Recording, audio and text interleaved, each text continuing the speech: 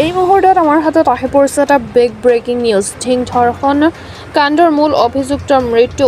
আৰক্ষী জিম্মাৰ পৰা পলাবলৈ চেষ্টা কৰি পুখুৰীত জাপ দিছিল ধৰ্ষণকাৰী। খলিল সমাধি তফাজ্জুল ইছলাম নামৰ ধৰ্ষণকাৰীটোৰ আৰক্ষীয়ে উদ্ধাৰ কৰিছে মৃতদেহ। আজি পুৱতি নিশা আৰক্ষীয়ে জঘন্য কাণ্ডটো সংঘটিত হোৱা স্থানলৈ তদন্তৰ বাবে অভিযুক্তটোক নিয়া অৱস্থাত আৰক্ষীৰ হাতৰ পৰা পলাবলৈ চেষ্টা কৰি সমীপৰ এটা পুখুৰীত জাপ মাৰি দিছিল অভিযুক্তটোৱে। যি তিনি কালপিতে এই কাণ্ড সংঘটিত তাৰে এজন ইতিমধ্যে আমি গম পাইছোঁ যে পুখুৰীত পৰি পেলাই তেখেত মৃত্যুমুখত পৰিছে। কি ক'ব এই ক্ষেত্ৰত?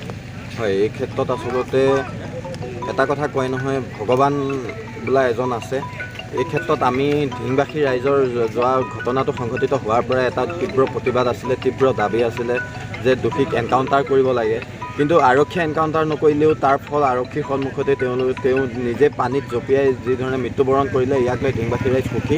আৰু সেই যি কণমানি নাবালিকাগৰাকী আছিলে, তাই ন্যায়ৰ ক্ষেত্ৰত কিছু হ'লেও আমি সকাহ পোৱা যেন অনুভৱ কৰিছোঁ।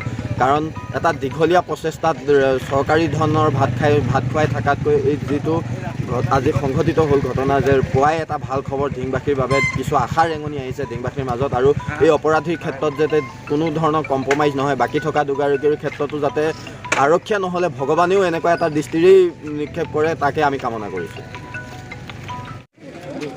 যোৱা পৰহি যি বৰ্বৰতা ঘটনা এই স্থানতে হৈছিল, যি নাবালিকাক যি ধৰ্ষণ কৰিছিল, আজি যি তাফাজুল পুলিচ বিষয়া পুলিচ প্ৰশাসনে যি তাক এৰেষ্ট কৰিছিল, আজি তেওঁ সোধপোছৰ কাৰণে তেওঁ গাঁৱলৈ তেওঁক আনিছিল আৰু দুজন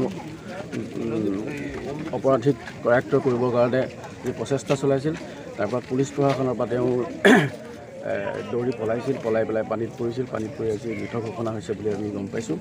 কিন্তু এই মূলতে ইয়াৰ কাৰণটো হৈছে যে সমগ্ৰ ৰাইজৰ সমগ্ৰ দেশে এই ঘটনাটোক এটা গৰিহণা দিছে।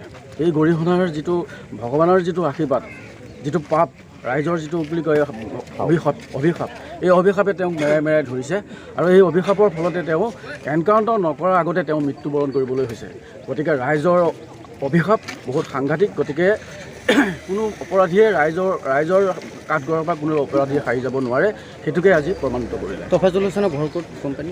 তেখেতৰ ঘৰ বৰবেটী, অনুমান বৰবেটীত সেই সমীপতে হ'ব পাৰে।